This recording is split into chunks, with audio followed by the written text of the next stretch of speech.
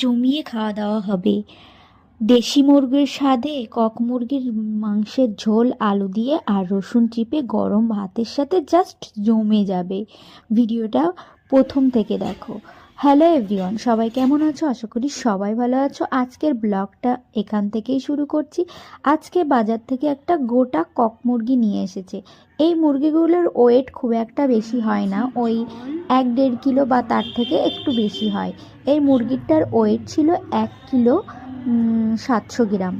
দেন আমি মুরগিটা ভালো করে গরম পানিতে চুবিয়ে নিয়ে ভালো করে পালকগুলো পরিষ্কার করে নিলাম। ভালোভাবে পাচ্ছিলাম না বলে শাশুড়ি মা একটু হেল্প করেছিল। দেন আমি গোটা মুরগিটা আস্ত ভালো করে পুড়িয়ে নিয়েছি। পুড়ানোর পরে মাংসগুলো সুন্দর করে পিস পিস করে কেটে নিয়েছি। দেখো, মুরগির পেটের থেকে আস্ত গোটা ডিমটাও পেয়েছি। আর এখানে ছিল ছোট ছোট কুসুম কুসুম ডিম। এই ডিমগুলো খেতে দারুণ লাগে মাংসের মধ্যে। দেন আমি এখানে আলু কেটে নিয়েছি, সেটাই দেখাচ্ছিলাম।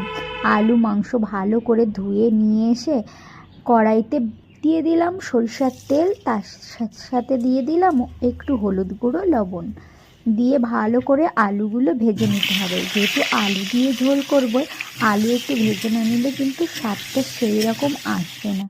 দেন আমি আলুগুলো ভেজে নেওয়ার পরে ওই একই কড়াইতে আরও একটু সরিষার তেল দিয়ে পুরো পাটায় বাটা মশলা দিয়ে রান্না করব, একদম দেশি স্টাইলের। প্রথমে আমি পেঁয়াজগুলো দিয়ে দিলাম, একটু ভাজা ভাজা হয়ে এলে রসুন বাটা দিয়ে দিলাম। রসুনটা কিন্তু পুরোই বাটা হয়নি, একটু থেতলে দিয়েছি।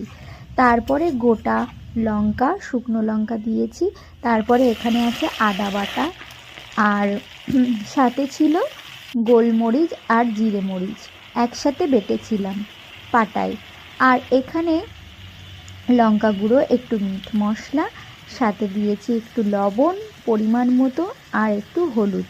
দেওয়ার পরে সব মশলাটা ভালোভাবে কষতে হবে। ভালো করে যতক্ষণ না পর্যন্ত তেল ছেড়ে দিচ্ছে ততক্ষণ পর্যন্ত মশলাটা কষে তার মধ্যে সেই চামড়া শুদ্ধ মাংস কেটে রাখা সেটাই দিয়ে দিয়েছি। এইভাবে মাংস কাটলে কিন্তু মাংসের টেস্টটা দ্বিগুণ হয়ে যায়, একদম দেশি মুরগির মতো টেস্ট আসে। তোমরা এভাবে রান্না করে দেখতে পারো। আর অনেকক্ষণ ধরে কষে কষে একটু একটু পানি দিয়ে তারপরে ঢাকা দিয়ে ভালোভাবে কষতে হবে। যেহেতু এই মুরগিটা একটু শক্ত হয়, ওই জন্য কিন্তু ভালো করে কষতে হবে। তারপরে ভেজে রাখা আলুগুলো আমি মাংসের মধ্যে দিয়ে দিলাম। তারপরে একটু জল দিয়ে খানিকক্ষণ ফোটানোর পরে একদম লাস্টে আমি গরম মশলা বেটে তারপরে অ্যাড করে দিলাম মাংসের